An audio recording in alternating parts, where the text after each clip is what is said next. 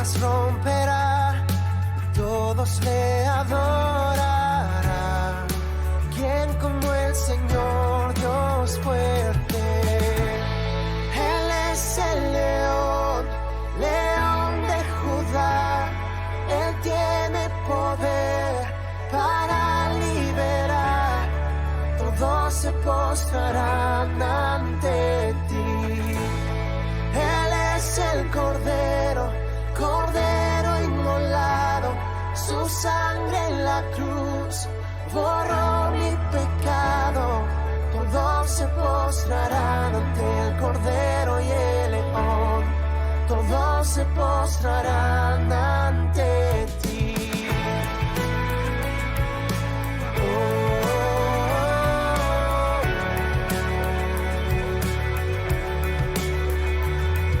Abrí las puertas hoy a Rey de Reyes y Señor.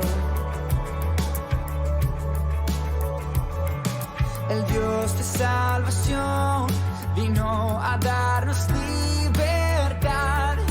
¿Quién como el Señor Dios fuerte? Él es el león, león de Judá. Él tiene poder para liberar. Todos se postrarán ante ti. Él es el Cordero, Cordero inmolado. Su sangre en la cruz borró mi pecado. Todos se postrarán ante el Cordero y el León. Todos se postrarán ante ti. ¿Quién como el Señor Dios fuerte? ¿Quién como el Señor Dios fuerte? ¿Quién como el Señor Dios fuerte? ¿Quién como el Señor Dios fuerte? ¿Quién como el Señor Dios fuerte? ¿Quién como el Señor? Él es el león, león de Judá. Él tiene poder para liberar. Todos se postrarán ante ti. Él es el Cordero, Cordero inmolado. Su sangre en la cruz borró mi pecado. Todos se postrarán ante el Cordero y el León. Todos se postrarán ante ti. Oh, oh,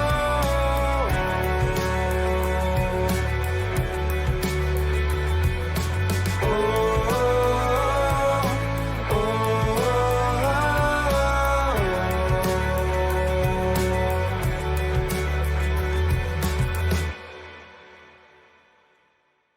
Yeah, what's up? Primera toma.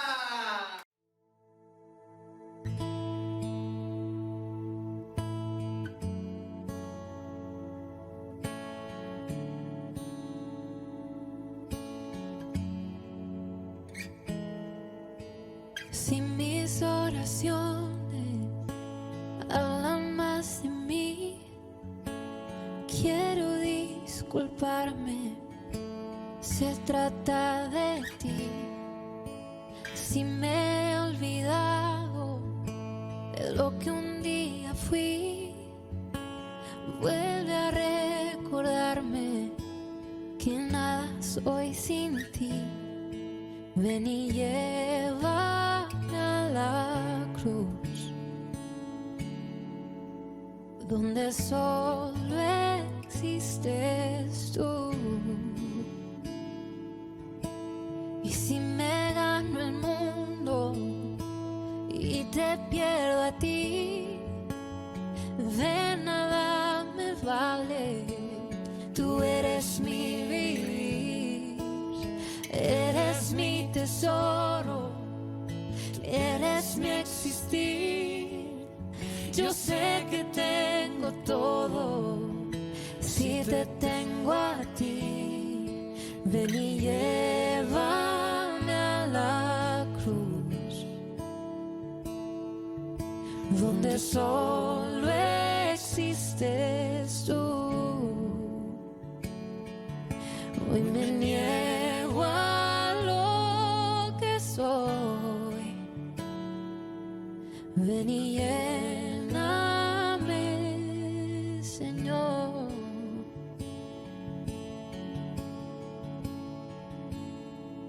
Ven y llena nuestro corazón, ven y llena nuestro corazón, ven y llena nuestro corazón, Jesús. Ven y llena nuestro corazón, ven y llena nuestro corazón, ven y llena nuestro corazón, Jesús. Ven y llena nuestro corazón, ven y llena nuestro corazón, ven y llena nuestro corazón, Jesús. Ven y llena nuestro corazón, ven y llena nuestro corazón, ven y llena nuestro corazón, Jesús.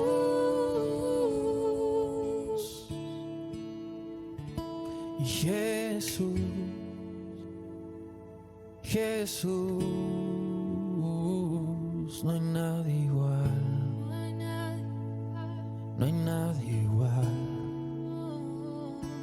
Jesús, Jesús, no cambiarás, Tú no cambiarás, no cambiarás. Oh, Jesús, Jesús, no hay nadie igual, no hay nadie igual. Jesús, Jesús, no cambiarás, tú no cambiarás. no cambiarás. Y yo cantaré aleluya al Rey que volverá, Que volverá, que volverá. Y yo cantaré aleluya por la eternidad, la eternidad. Y yo cantaré aleluya al Rey que volverá, que volverá, que volverá.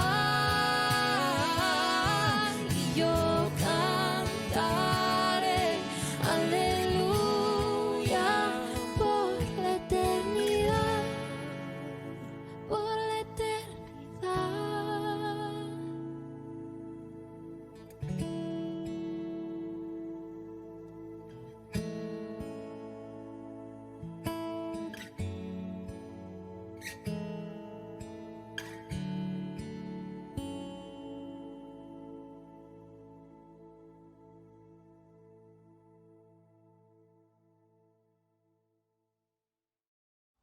¿Qué tal, querida iglesia? Es muy bueno compartir nuevamente con ustedes la cena del Señor y quería traer un pensamiento. Saben que en los últimos domingos en que gracias a Dios pudimos reunirnos en este lugar, si prestaste atención un poco a las copitas que estamos entregando, tiene una frase inscripta que dice en memoria de mí. En memoria de mí. Es una frase que podemos encontrar en la Biblia. Pablo nos recuerda en Corintios que nos tenemos que congregar para hacer memoria del sacrificio de Cristo. Lo hacemos todo en memoria de Él. Partimos el pan en memoria de Cristo. Servimos la copa que contiene el vino en memoria de Cristo. Y esto es realmente porque Dios conoce la fragilidad de la memoria del ser humano. Somos muy frágiles de memoria. Nos es muy fácil olvidar incluso aquellas cosas buenas que han hecho por nosotros. Y tenemos motivos suficientes para estar agradecidos con Dios y para siempre recordar el sacrificio que nos trajo perdón, salvación, nos ha dado la vida eterna y cuántas bendiciones más podemos mencionar al recordar la cruz de Cristo. Sin embargo, nuestra memoria muchas veces es frágil, es débil, falla. Como muchos dicen, algunos de mayor edad, dice, memoria falla, boleta no, así dice el dicho. Y Dios, sabiendo, conociendo nuestra situación, pensó en algo, pensó en el pan, un elemento que podemos encontrar en todas las casas, pensó en el vino, una bebida típica que desde los años de Jesús hasta el día de hoy se encuentra siempre en la mesa. Pero quiero que podamos leer un pasaje que nos va a mostrar la fragilidad de la memoria del ser humano y cómo nosotros tenemos que estar atentos a eso y ser más conscientes de que debemos siempre recordar el sacrificio de Cristo. En el libro de Josué, capítulo 3, Dios le va a pedir a Josué que elija a 12 hombres previo a cruzar el río Jordán y le va a pedir una cosa inusual, algo que para algunos resultó extraño, y era que mientras van cruzando el Jordán pueda cada una de esas personas, líderes del pueblo, tomar una roca, tomar una piedra, y una vez que crucen el Jordán la iban a depositar en cierto lugar. Entonces Josué va a trasladar esa indicación al pueblo de Israel. Y dice así, Josué capítulo 3, versículo 4. Entonces Josué reunió a los 12 hombres que había escogido de las 12 tribus y les dijo, vayan al centro del cauce del río, hasta donde está el arca del Señor su Dios, y cada uno cargue al hombro una piedra. Serán 12 piedras, una por cada tribu de Israel, y servirán como señal entre ustedes. En el futuro, cuando sus hijos le pregunten, ¿por qué están estas piedras aquí? Ustedes les responderán, el día en el que el arca del pacto del Señor cruzó el Jordán, las aguas del río se dividieron frente a ella. Para nosotros los israelitas, estas piedras que están aquí son un recuerdo permanente de aquella gran hazaña.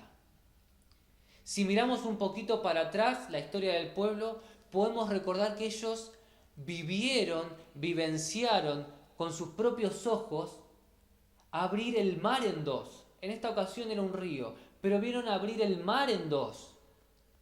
Y si le seguís leyendo, pronto se olvidaron de eso.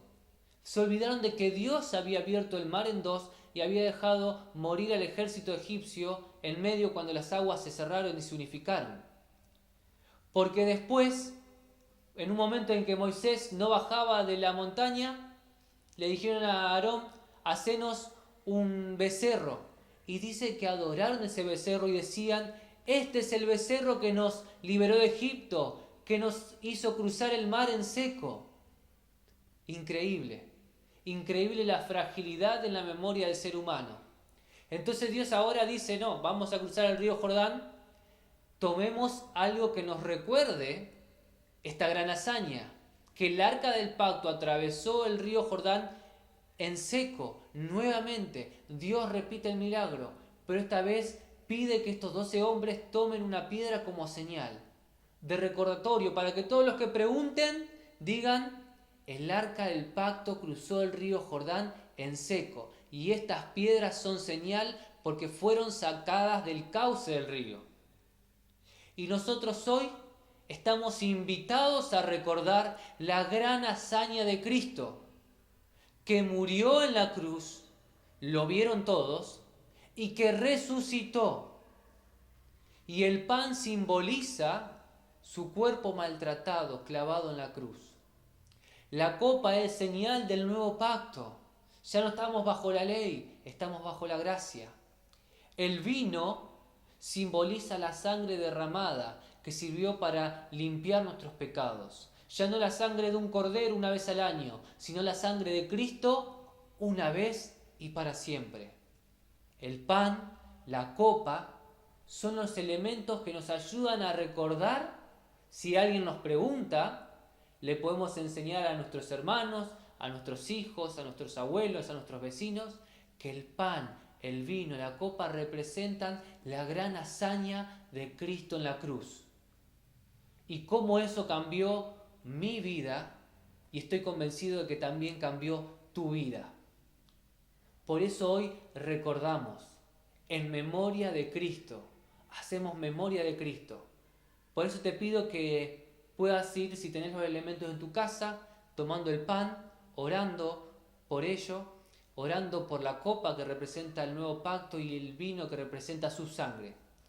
Yo oro desde acá agradeciendo por el sacrificio de Cristo en la cruz. Pero pidamos también que nunca nos olvidemos de Cristo, nunca nos olvidemos de lo que hizo por nosotros, cómo nos amó, cómo se entregó a sí mismo, siendo el Hijo de Dios, compartiendo la gloria con el Padre, dejando las riquezas del cielo para morir por cada uno de nosotros. Pero fue el único que volvió a vivir. Por eso hoy tenemos fe y confianza en ese sacrificio, una vez y para siempre. Oramos. Padre que estás en el cielo, te agradecemos, oh Dios. Te agradecemos porque tus misericordias se renuevan cada día.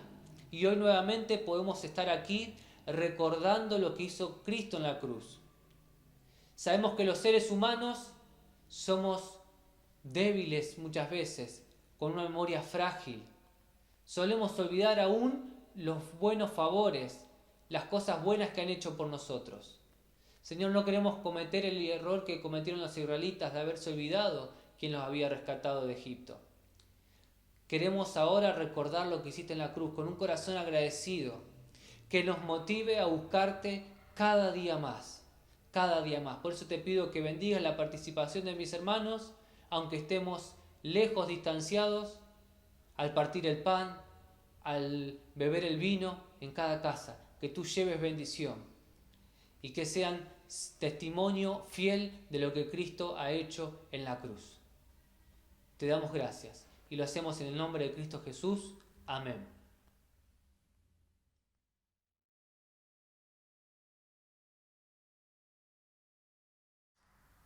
No hay mejor título que el que Dios te dé.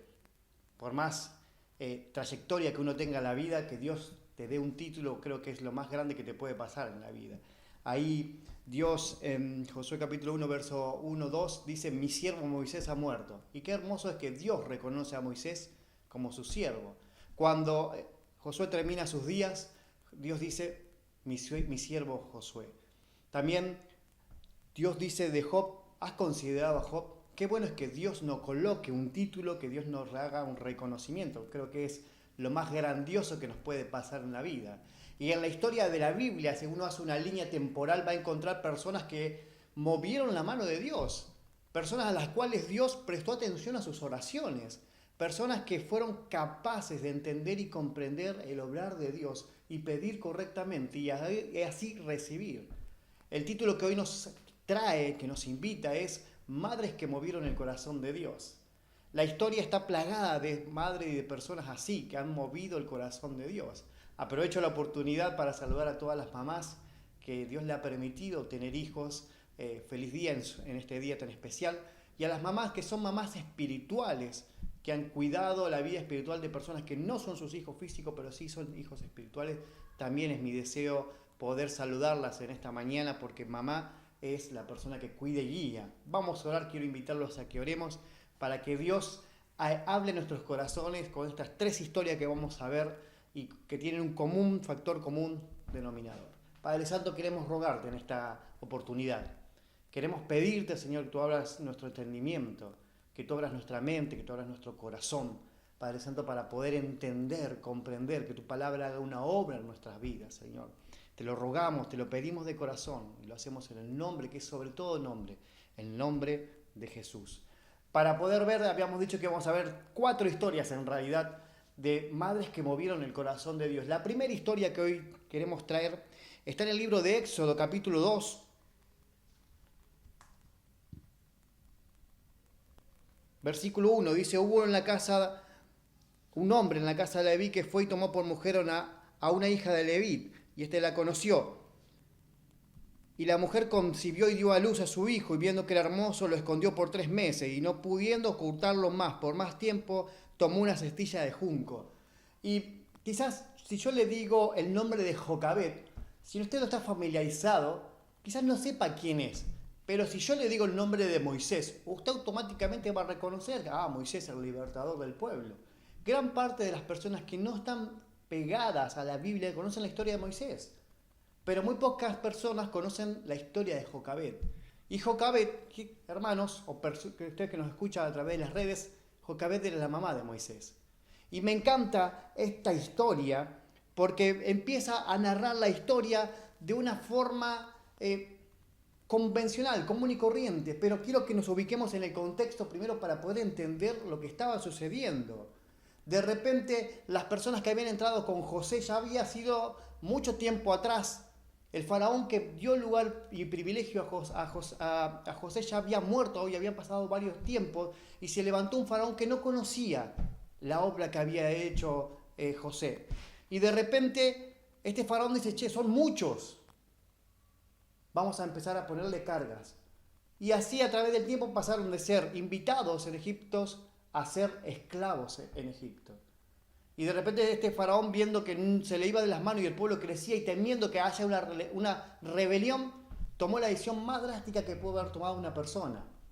Vamos a matar a todos los menores de 2 años. Así que los soldados iban y tiraban al río o mataban a todos los niños menores de 3 años. En este contexto se encuentra esta historia. La historia de Jocabet, Amram y su hijo. Dice el versículo 3, pero no pudiendo ocultarlo más tiempo, tomó una setilla de junco, la calafeteó, la asfaltó y le puso brea, y puso al niño en ella, y la colocó entre los juntos a orilla del Nilo. Pero hay un versículo que me encanta en el versículo 2, una parte que dice, la mujer concibió y dio a luz un hijo, y viendo que era hermoso, lo escondió por 3 meses. ¿Saben? Hay una característica que quizás no se aprecia en este versículo. Pero sí en el libro de Hebreos 11:23 dice que por la fe los padres de Moisés no temieron el edicto real, el edicto de Faraón, y escondieron a su hijo. La palabra hermoso no connota belleza física, sino propósito. Lo que vieron los padres de este niño en Moisés fue propósito. Y si uno analiza la vida de este hijo, ¡wow! Que tuvo un propósito. ¿Saben? De repente la madre pone hoy lo conocemos como Moisés. Lo puso en un Moisés y lo puso a la orilla de uno de los ríos más peligrosos. Quizás intencionado para que la hija de Faraón lo viera. Pero había que soltarlo en ese lugar, donde hay cocodrilos en ese lugar. Había que desprenderse de ese hijo y soltarlo prácticamente a su suerte. Sigamos. Y la hija de Faraón bajó a bañarse al Nilo, mientras sus doncellas paseaban en la ribera del río, y vio la cesta. Y mandó a una criada que se la trajera. Y al abrirla, vio al niño, y aquí el niño lloraba. Y me encanta la palabra que sigue, y tuvo compasión. Esta palabra cambia toda la historia. Si fuera la mañana, empezamos una mañana trágica. Jocabet tiene que soltar a su hijo. De repente lo toma la hija de Faraón y tiene compasión. Esa palabra lo cambia todo. Entonces la hermana que miraba de lejos, la hermana de Jocabet, la hermana del niño dijo a la hija de Faraón, ¿quieres que vaya y llame a una nodriza de las hebreas para que críe al niño? Y la hija de Faraón dijo, sí, ve. Y la muchacha fue y llamó a la madre del niño. Es una historia muy conocida entre nosotros. Pero hay una palabra que quiero rescatar de esta primera historia. Es fe. Esta mujer, Jocabet, tuvo fe en Dios. Las grandes revoluciones esta historia tiene, hay 3 hijos. Y estos 3 hijos iniciaron grandes revoluciones. La gran revolución que inició Moisés fue libertar al pueblo de la esclavitud. Y la historia comienza acá, con la decisión de una madre. Con la decisión de una madre que tuvo fe más que en el edicto de Faraón. Y Dios va a bendecir a esta mujer. Primero lo soltó. Querida mamá, querido papá, si usted retiene a su hijo y no se lo suelta a Dios, Dios no puede hacer la obra en su hijo. lo soltó. Y mire cómo Dios bendice la fe de esta mujer. Y la hija de Faraón le dijo a la mamá, a Jocabed, levántate, llévate a este hijo y críamelo, y yo te daré un salario. Y la mujer tomó al niño y lo crió. Al principio del pasaje, la mujer lo suelta. Al final de estos versículos, la mujer lo vuelve a recibir. Antes, perseguidos. Ahora, bendecidos y con un salario. ¿Cómo Dios cambia la situación adversa en algo de bendición?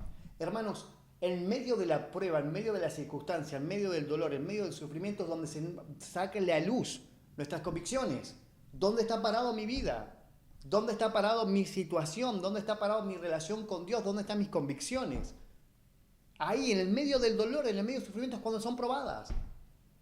¿Recuerdan el pasaje de Santiago? Si alguno tiene falta de sabiduría, pídale a Dios. El pasaje habla de prueba, porque en medio de la prueba le falta la sabiduría. Lo que tuvo esta mujer es fe en Dios y fue una mujer sabia. Preparó todo, pero lo soltó. Dios es soberano y Él hace como Él desea. Porque la historia podría haber cambiado.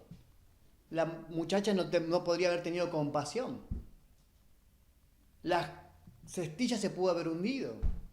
Un cocodrilo podría habérselo llevado. Y un montón de cuestiones que sucedieron para que esta historia empiece como empezó. Y el libro de Hebreos 11:23 no cuenta la fe de Moisés. ¿Sabe la fe de quién cuenta? La fe de sus padres. Por la fe, los padres de Moisés lo escondieron porque lo vieron hermoso. Lo vieron con propósito. La primer palabra que sale de acá es fe. Y esa fe de una madre que hizo lo que tenía que hacer correctamente, catapultó la vida de su hijo. ¿Saben? Nuestros hijos son lanzas. Nosotros solamente direccionamos a nuestros hijos, pero escribimos en ellos con un furor indeleble. Por eso es importante que lo que se lleven de nosotros sea la fe, y una fe correcta. Esta primera historia ya la vamos a volver a enlazar. Vamos a la segunda historia. En el libro de Samuel hay una historia muy linda, por cierto. Dice, había un hombre llamado Elcana, y Elcana tenía 2 esposas. No es el motivo de nuestro estudio por qué tenía 2 esposas. Lo que se permite no significa que sea la voluntad de Dios, pero ese es otro tema para otro día. Dice el versículo 3, este hombre subía todos los años de su ciudad para adorar y ofrecer sacrificio al Señor de los ejércitos. Pero había un detalle, una de sus esposas, Penina, tenía hijos, y la otra, llamada Ana, no tenía. Y había una rivalidad entre ellas. Una hacía burla porque ser estéril en la época era un momento de vergüenza. Si bien Elcana le daba bienes, le daba cosas, le daba el doble, pero no tener hijos era motivo de maldición. Contexto del libro de Samuel, la época de los reyes. Contexto de la historia de Moisés, prisioneros en Egipto. Necesidad, un libertador. Necesidad en el libro de Samuel, un libertador espiritual. De repente, Ana, versículo 10, ella, muy angustiada, oraba al Señor y lloraba amargamente, e hizo un voto y dijo, Señor de los ejércitos, si tú te dignas a mirar la aflicción de tu sierva y te acuerdas de mí, no te olvidas de tu sierva, sino que le das un hijo a tu sierva, yo lo dedicaré al Señor todos los días de su vida y nunca pasará navaja sobre su cabeza. Me encanta la promesa y el pacto que Ana hace con Dios. ¿Saben de quién es mamá Ana? De Samuel. ¿Saben algunas características de Samuel? Samuel fue, después de Moisés, fue juez, profeta, sacerdote, los mismos ministerios que Jesús. 2 grandes hombres de Dios. Samuel inicia el periodo de los reyes y es el último juez de Israel. Samuel inicia una revolución espiritual. Moisés inicia una revolución social al sacar al pueblo de Israel. Moisés trae la ley. ¿Todo por qué? Porque sus padres vieron propósito en él. Acá, de repente, tenemos una mujer que en medio del dolor, en medio de las circunstancias, ¿sabe lo que hace? Cree en Dios. ¿Y qué cree de Dios? Que a través de la oración, Dios le va a responder. Y busca a Dios, porque llora amargamente. Y le pide a Dios, por favor, Señor, acordate de mí. Grandes hijos hicieron grandes revoluciones porque sus madres los consagraron al Señor. Y le heredaron algo espectacular. Y le mostraron algo espectacular, que es la fe. Una característica de esta época de los jueces era: cada persona hacía lo que bien le parecía. Buscaban a Dios, Dios los libertaba. Pecaban, venía el castigo. Buscaban a Dios, Dios los libertaba. Ese era el ciclo que tenían estas personas en este momento. Pero de repente aparece un rayo de oportunidad, un rayo de sol en medio de la tristeza, de la amargura. La vida de Samuel. ¿Por qué? Porque hubo una madre que oró e hizo un pacto: Señor, dámelo. Cuando vos me lo des, yo te lo voy a dedicar a vos para siempre. ¿Cómo sigue la historia?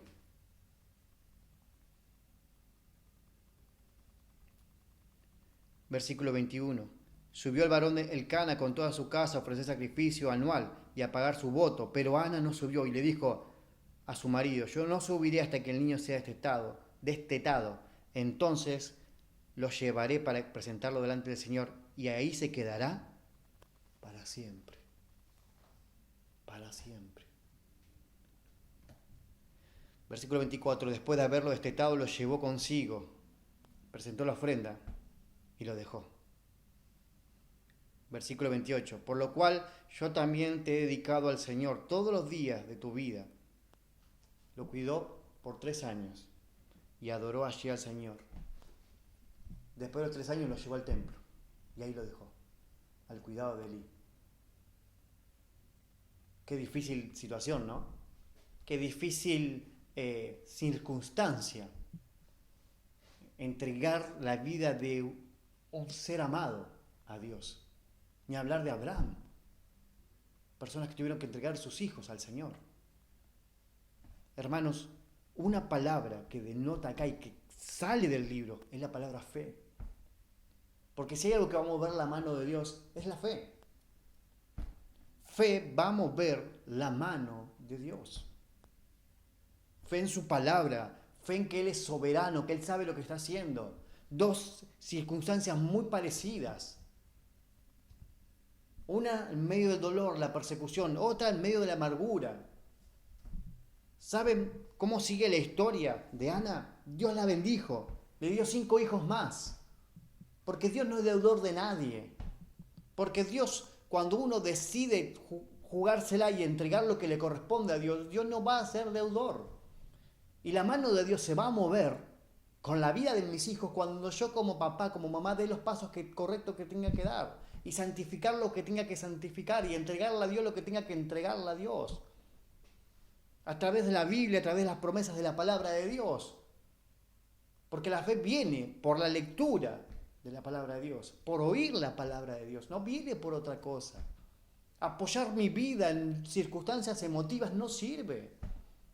Porque si estas mujeres hubiesen apoyado su vida en circunstancias emotivas, tenían para salir y llorar y desgarrarse. ¿Cuántos niños como Moisés murieron? Si esta mujer se hubiese encerrado y se hubiese deprimido y no hubiese ido al templo a orar, la historia sería muy diferente. Dios haría su obra, sí, Dios hace su obra.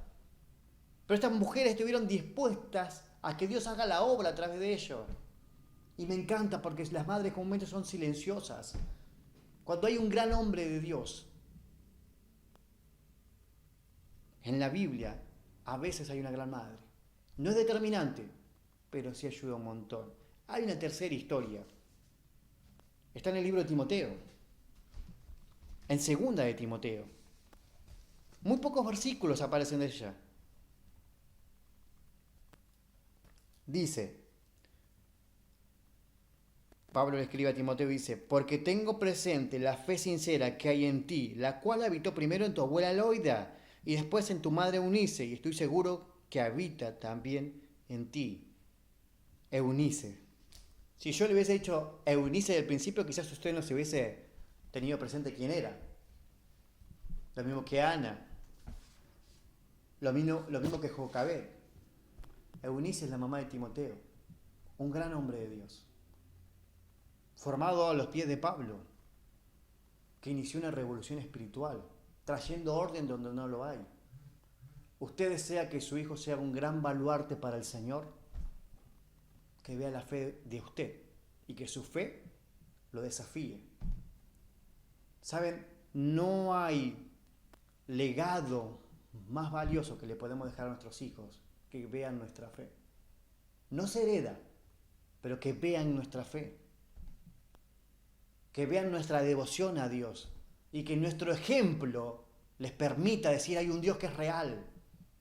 Se la jugaron. ¿Y Dios va a bendecir? Sí, Dios va a bendecir. Dios va a proyectar, Dios va a proyectar. Pero Dios es soberano, Dios es soberano.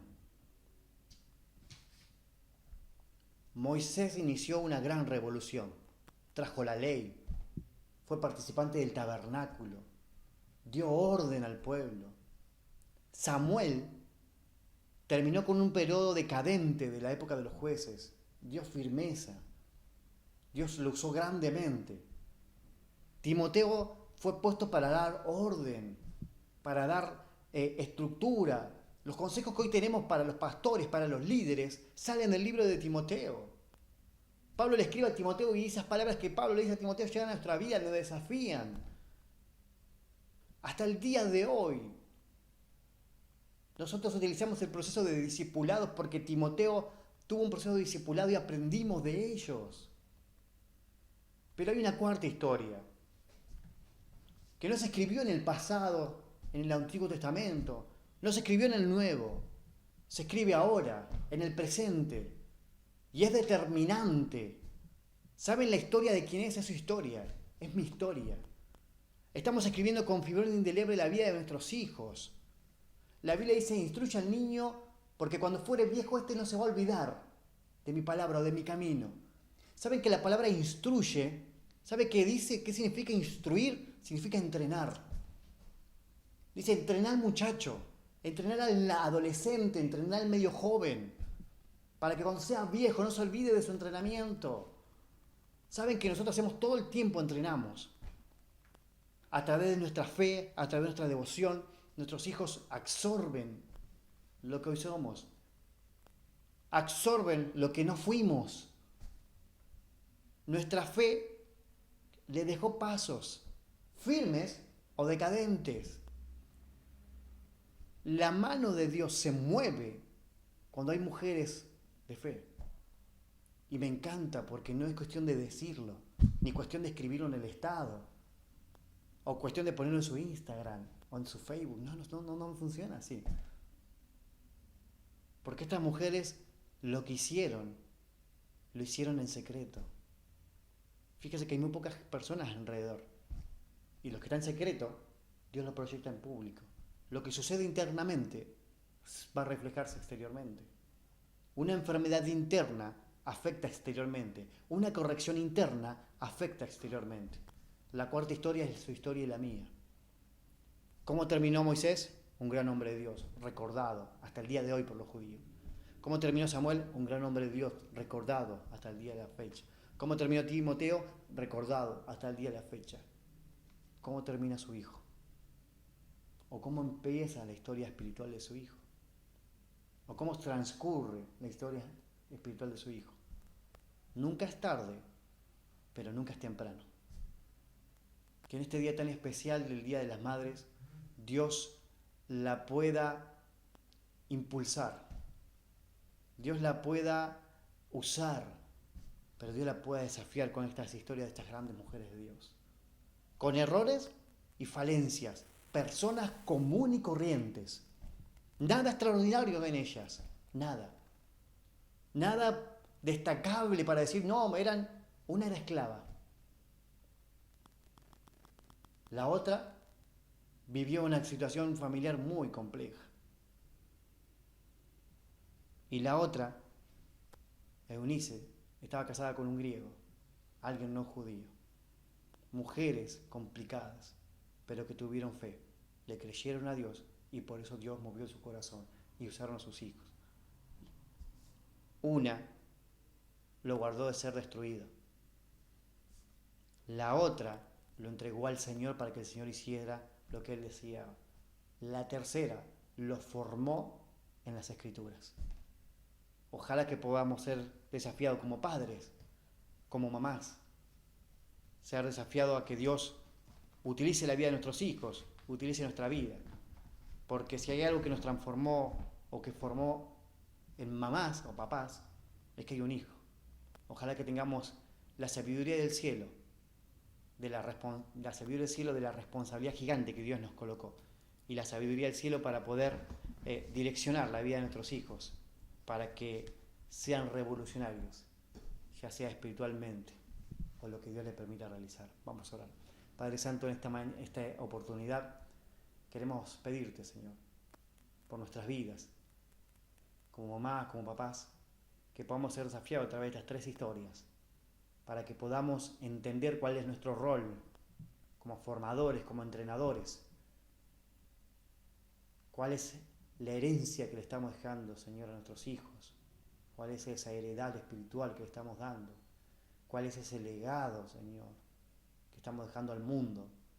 Te queremos pedir, Señor, que no sean nuestros hijos la generación que se levante y que no conozca a Dios, que conozcan a Dios a través de nuestras vidas. Gracias, Padre, por el privilegio de ser formador de hijos. Gracias por el hecho de ser mamá, Señor, bendecilas y cuidarlas en este día tan especial, que puedan ser recordadas por su fe. En el nombre de Jesús te lo rogamos.